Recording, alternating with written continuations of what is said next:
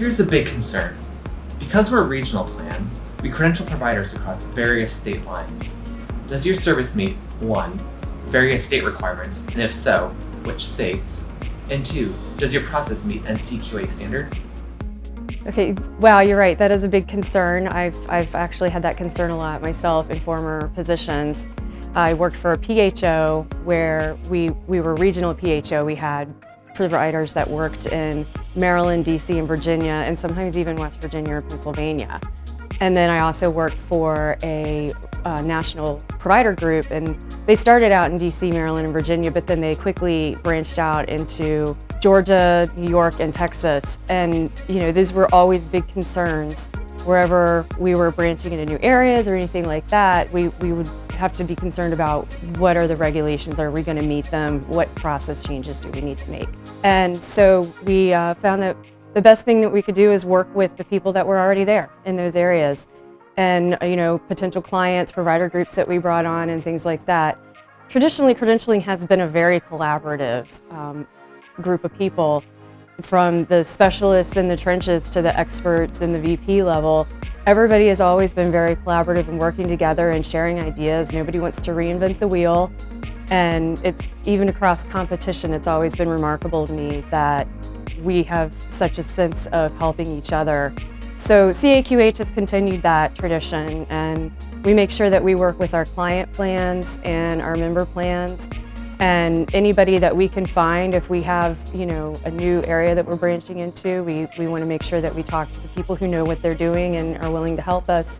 And to answer your question specifically, yes, we are meeting the requirements in all 50 states. We're meeting the requirements for NCQA. We are NCQA CVO certified in all the data elements. And we've also added some aspects of Medicare Advantage and hospital affiliation requirements. That was at the request of the plans that helped us develop VeriFide. So as far as NCQA, that kind of leads into your question number 2. As I said, we are an NCQA CVO certified organization. All the data elements are covered. And so we focus on 3 of the big areas that NCQA requires, which are the quality improvement process and the security protocols and verifying credentials, obviously. So for the internal quality improvement, we have 2 layers of security there. We have our team of over a dozen QA analysts. They specialize in only reviewing files that are set to be delivered to the client to make sure that they meet our criteria, NCQA criteria, Medicare criteria, whatever applies to that particular data element in that work order. We will make sure that it meets the criteria before delivery to the plan. So the second level of QA that we have is I personally sample a large number of files every quarter after delivery to the plan to make sure that they have met all those criteria. It's kind of like a 2-tiered thing. They check it to make sure they can correct any mistakes, and then I come along later and I make sure that the QA people caught all the anything that they needed to catch. So that works out really well for us, and I'm really proud to say that we have an over 99% NCQA compliance rate for a VeriFide product.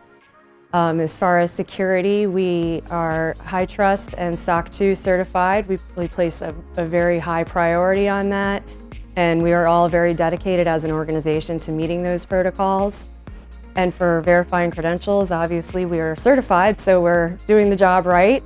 And but we take it a step farther. Actually, we offer a category system that no other CVO really offers. And that's where we'll give you information you need to route the file to whomever needs to see it next in your organization, because we'll finish a file, but you need to make a decision.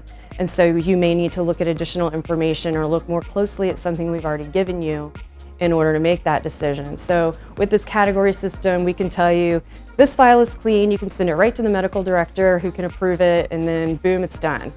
But we can also tell you that there's something here you may want to look at a little more closely, and things that fall into that category tend to be like if there's a low level of malpractice coverage, or an NPDB report is a good example, or if we've come to find out that that provider just actually doesn't have the certification that they say they have. We'll call your attention to these things so that you can review them more thoroughly and act on them.